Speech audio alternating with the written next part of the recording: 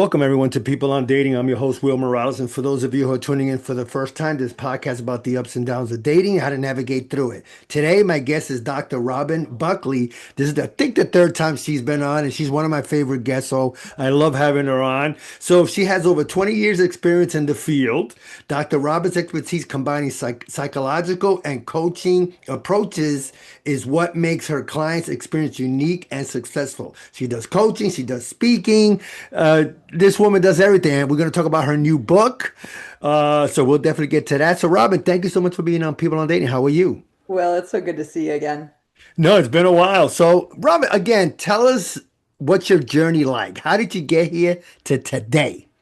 Oh my goodness, Will. Wow, that'll take a couple hours, but let's see. In sum, loved what I was doing in clinical psych, decided I really wanted to focus on people who wanted help. A lot of times in therapy, people are there because they have to be or they feel just in crisis. And coaching is just such a positive, preventative, forward-thinking approach. So I had switched over to that about 15 years ago, and it's just been so fun.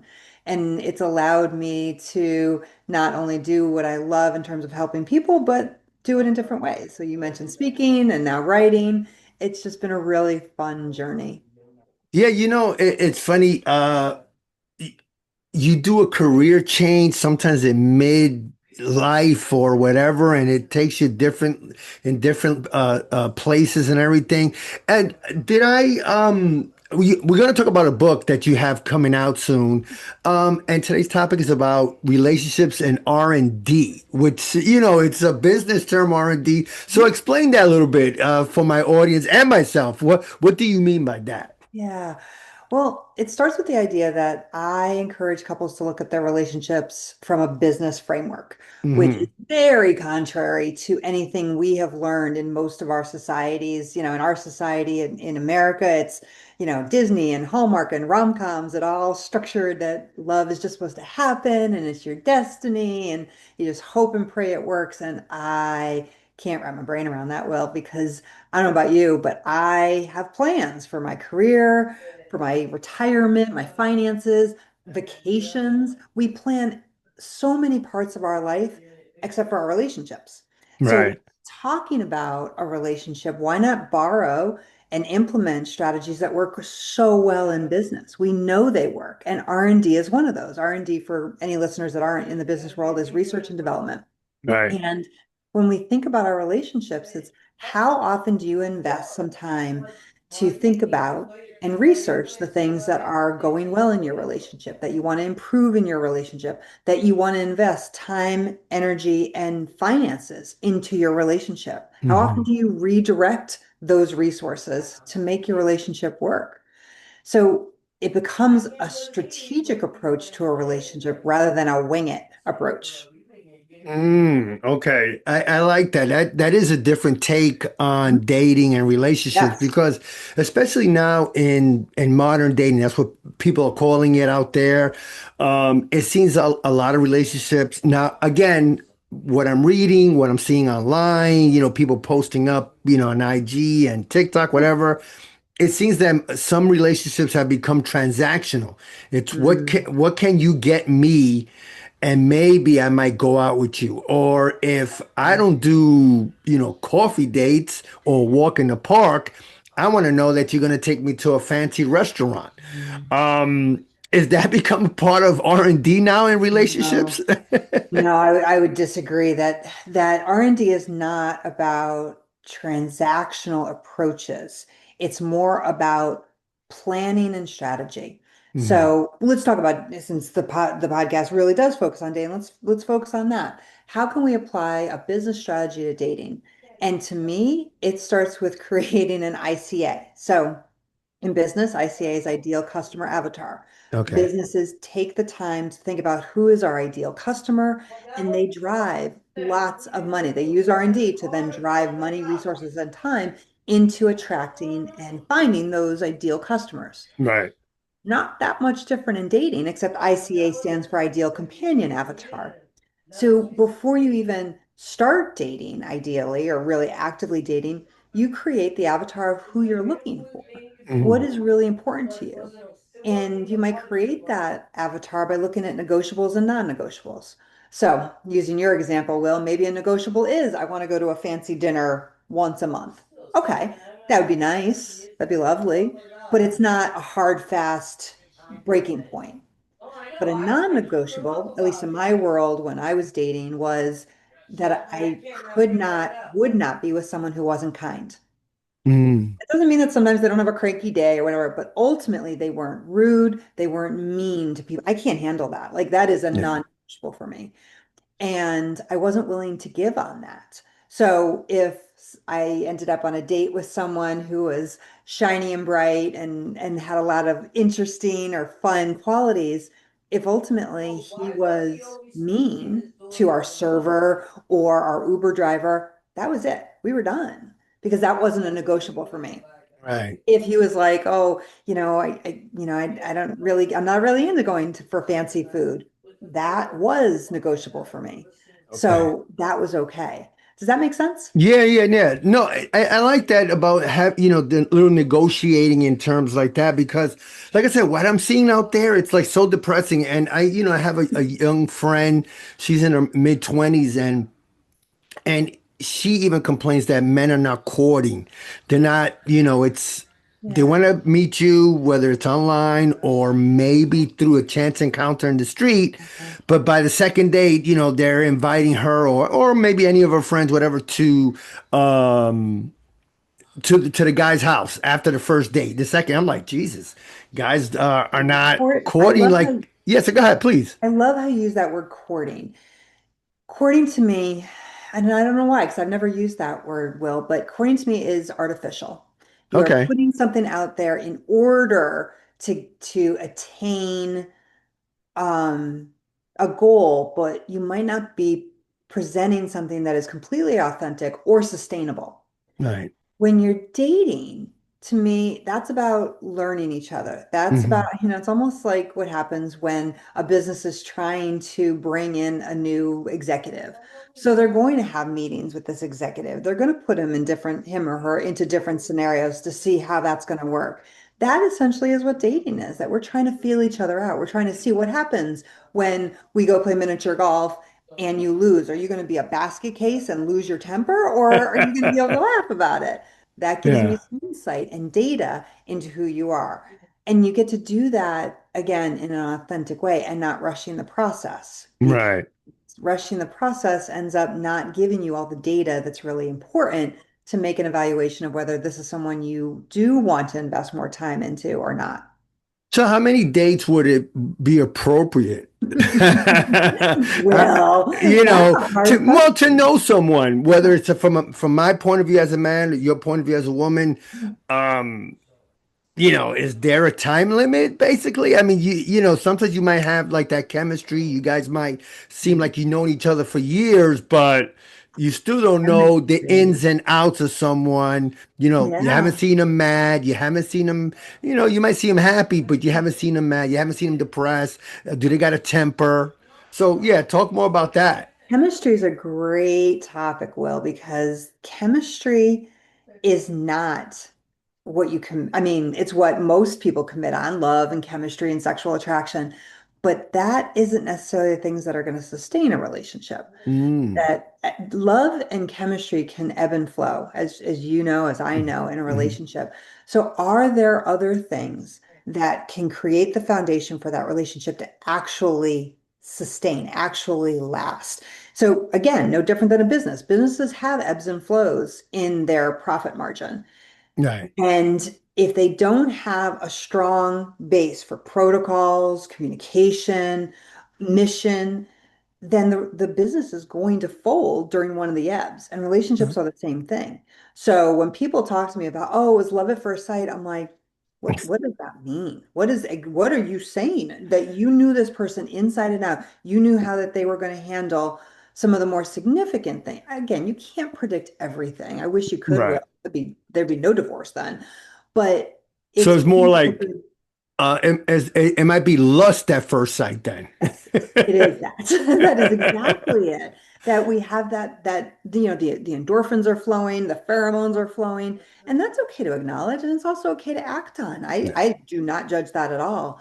But to actually make a commitment based on that is really, I mean, that's like walking into a business and just saying, yeah, I'll take this job, and you have no idea what you're really getting into. Right, right. So that's where, getting to know someone, whether it's, like you said, miniature golf, a coffee date, or taking a walk or picnic. I mean, I think, those type of things, you get to know someone, you getting to talk to them. You see the person's face when they're happy, when they're sad, when they're mad, when they're whatever. For me, I'm not a big fan of dating apps. I prefer to meet someone in person. But let's say part of the R&D, right, of a relationship is, you meet someone and then are we now I'm seeing Dr. Robin, that people exchanging Instagram accounts or Mhm. Facebook. Not Oh yeah. even numbers anymore. It's, hey, what's your Mhm. IG? What's your face? Mhm. Really? Yeah. So again, it seems like no one wants to commit into talking on the phone first. It's more like, let's check out each other's profiles. Now, well, I have four kids, and two of them are kind of on their own and in committed relationships, but my two daughters are still kind of within my purview. And I hear this a lot from them. So my younger daughter will go to the gym. She's like, "Yeah, there was this really cute guy, and he kind of like asked if he could have my IG." And I hear this all the time, and I try and step back and not come from, "Oh my God, that's so weird. We never did that in my time," because it's a different world. And sometimes I Yeah. actually think they're like, okay, so if you look on someone's IG, can you gather data from it? Now we know it can be artificial. I mean, people can post things about going, that they have a private yacht and they have a little dinghy, because they're just standing next to someone else's yacht. But I don't think that's any different than when in face-to-face conversations we lie and make up stories. Sure. So maybe it's just a different type of data collection. Now, I wouldn't enter into a committed relationship without moving beyond the Instagram account and having, interpersonal conversations, face-to-face conversations. Right. Maybe it's okay to use that as part of the data gathering, as part of seeing if this person fits that ICA, that ideal companion avatar that you created before you started dating. And one other thing about the ICA, Will, is I also encourage people to use their board of directors to ensure that their ICA is accurate. And a board of directors is simply your closest, I knew you were going to go there. yes, most cherished people, your closest friends. It may be your parents if they're, a good force in your life, siblings, mentors. You get to ask people. So I have had clients who have taken their ICA, shown it to, let's just say, a friend and said, "What do you think?" And I will never forget, one of them had written down loves hiking on her Ah, non-negotiable. okay. She wanted someone who was a hiker. And when she showed her best friend, she was sharing with me. She's like, she totally laughed at me. And I was like, why is that? So her best friend said, "You want a hiker? Your hiking boots have been sitting in your closet, still in the box for a year, but you want a hiker." And so our board of directors provides those insights that sometimes we're not really being honest with ourselves about, or even don't even know. Right. Wow. And it's funny because it is true that, sometimes even, man, I don't think I ever did it too much where confided in a friend, but I know I've had some of my female friends say, "Hey, what do you think about him?" Whatever. And I'll give an honest opinion like, "Yeah, you know what? I like this guy," or get to know him a little bit. Now, talking about R&D, right, in a relationship, when you meet someone that has kids, right, Mm-hmm. from a previous relationship. Now, how do you deal with that type of R&D? Because, especially if you're a younger couple, because I went through this when I was younger, I knew I was second or third on the list. I knew that. The Mm-hmm. kids always come first. I get it, no problem. But when you like someone and you want to see them as much as you can, but babysitting comes into play, um, child might be sick and things like that.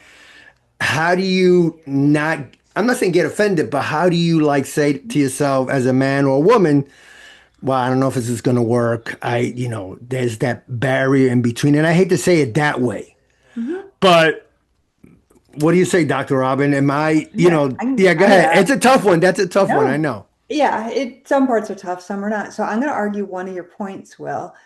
I don't I don't believe in any relationship, children always come first. Now I know Okay. that some of your listeners who are going to be like, this woman is a horrible mother. She just said that her, but if we always put our kids first, a couple things happen. First of all, the kids never learn that they can't always be first. Okay. And second, if you want a relationship to work, whether it's a new relationship or a marriage of 20 years, it is 100% okay for your spouse to at times be before your kids, to make time to be together as a couple Right. versus being together as parents or a single parent with someone else. It's important. It's the same as saying, I always put my children before me. Oh my gosh, I hope to God you don't. There are Mhm. times you should put your health first. The airlines tell us, put your oxygen mask on first so you can help everybody else. So if you don't do that in your life, it's the same thing. You're not taking care of yourself, which means you can't really be there for your kids. Well, the same is Okay. true in your relationship. If you are not at times making sure that your partner, new or old, or long term, is first, and that your kids, yeah, sometimes they're gonna have to be with a babysitter. Sometimes, yeah, I know you would like to meet mom and dad, or mom and her boyfriend, or dad, whoever, to be Right. home with you tonight, but we're gonna go out. And you know what? In 2 days, let's sit down and play that board game. That is Okay. okay, and it's important. So what I would say to your question, Will, is if someone can't do that, now sick kids, of course, there's going to be emergencies and Sure. sporting events that are really important to be at. I've done all that. But if you can't say, let's designate this time. This is our time. And unless someone is, I used to use the not nice phrase, unless someone is bleeding or dismembered, this is what we're going to do. Like this is our time together Right. because it's important. So if someone can't do that, if someone can't say, yeah, let's have that date on Friday night. And unless you hear from me because someone got sick, we are going out. And then you go out, then maybe they're not ready for a relationship beyond being a parent. Right. Okay. No, I like your take on it because I always say that if and I even tell some of my female friends, if he's interested, he's gonna make it happen. He's gonna do whatever he can to make sure he gets to go out with you, hang out with you, whatever it may be.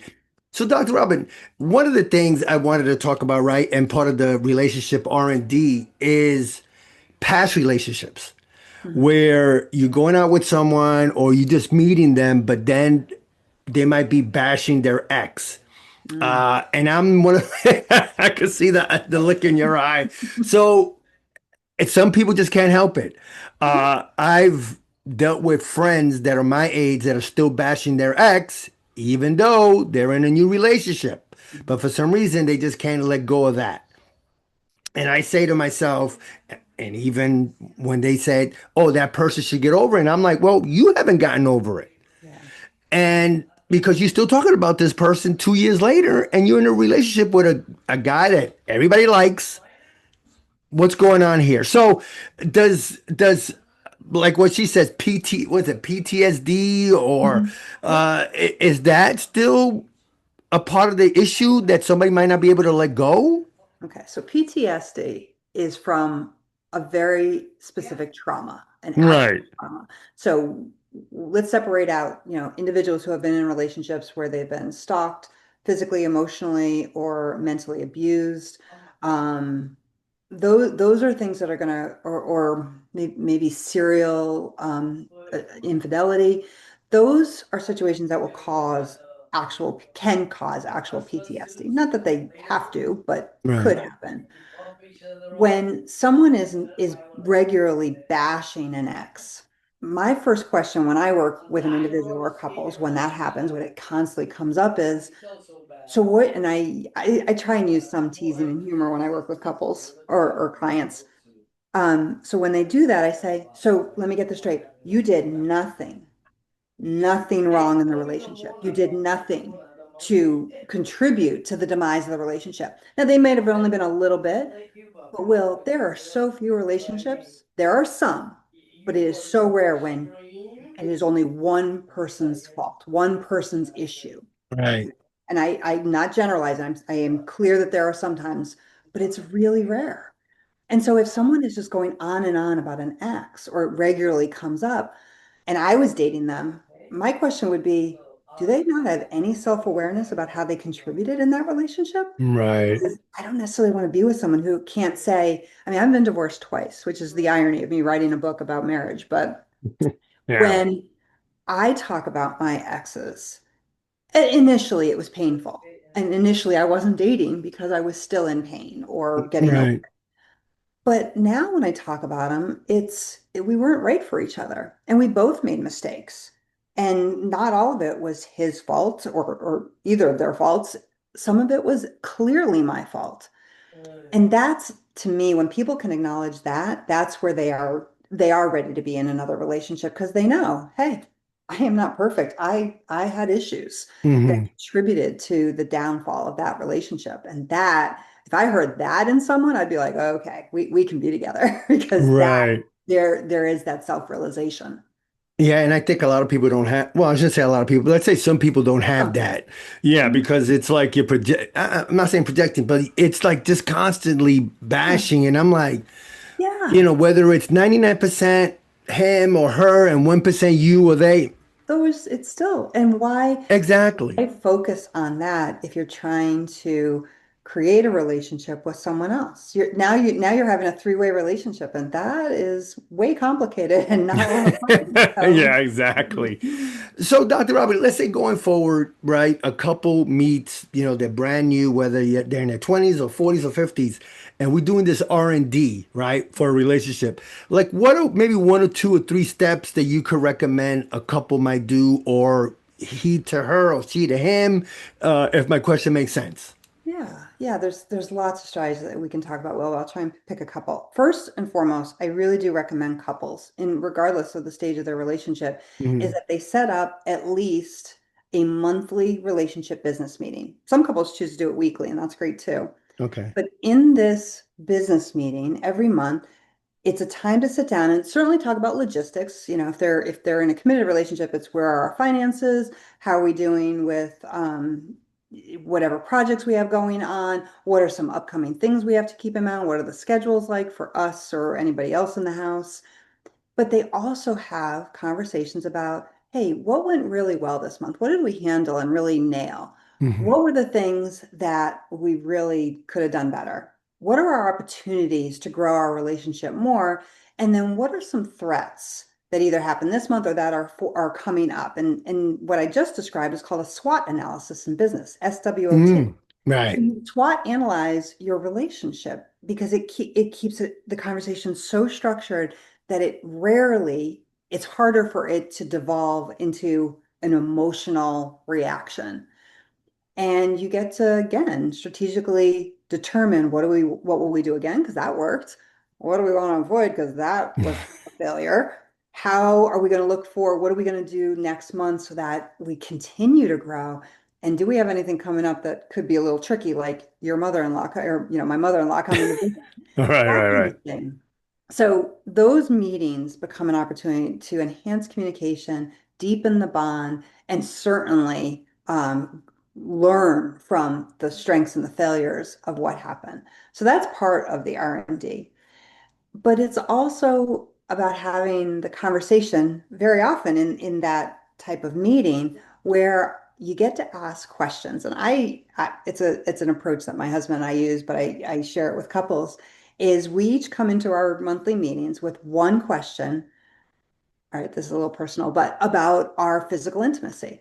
So Okay. that, at 54 and 50, how old is my husband? 58, it is easy to let that go. It's easy to be tired a lot. It's easy for things to get in the way, including physical stuff about getting older. Sure. So we each come with a question so that we can learn, what's one thing I do that really turns you on? What's one thing or what's one part of your body you really like to be touched? And it doesn't have to be sexual. It could just be like my husband really likes head rubs. So he said if you could find some time, this month to do that a couple times, that'd be great.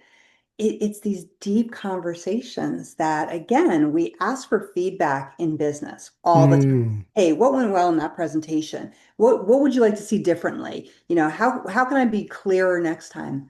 But do we do that as often in our relationships? And I think Mm, A lot of couples struggle with that. But when we know, okay, we're each coming in with a question, it makes it less awkward.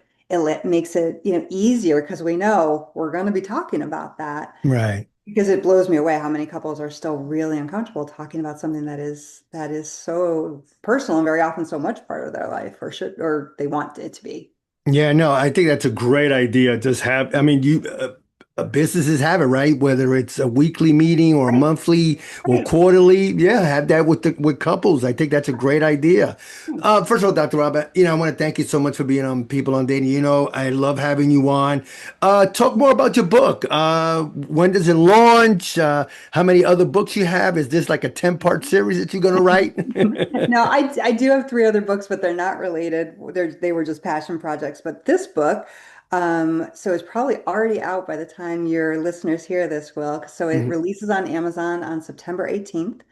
And it is truly a compilation of every strategy right now that I use with couples in terms of this business framework. And the thing I'm most proud about the book is it's not theory, it's not motivation and inspirational. I mean, Right. those are all good. These are practical strategies that if couples read one chapter of this book, they would be able to walk away with at least one thing that they could do immediately in their relationship to make it better. And that's the copy of your book right there. Yeah, let me see it. There you go. So that's the Marriage book, Inc. Yes. Marriage Inc. And then this is the workbook. Ah, So and you have a workbook. it gives couples an opportunity to actually do things together to create their mission statements, to track key performance indicators, all the stuff that sounds so structured and businessy, but really can have as much success in a relationship as it does in business. All right, no, sounds good. And if somebody want to get in contact with you, what's the best way? Yeah, easiest way is all one word, Dr. Robin Buckley. So Dr. Robin Buckley. They can do that on my website. And oh, God help me, Will, I am on 8 different social media platforms Oh since my book God, I launch. can't keep up with you like So yeah, so that. Instagram, TikTok, LinkedIn, and then a whole host of others. So Okay, yeah, I'll definitely put that on the show notes. Well, again, Dr. Robert, thank you so much for being on People on Dating. This uh, was a great topic, and you know me, I love having you on. I appreciate thanks, your Will. time. This was such a great conversation. Thanks again. Yeah, all right, bye-bye. Bye.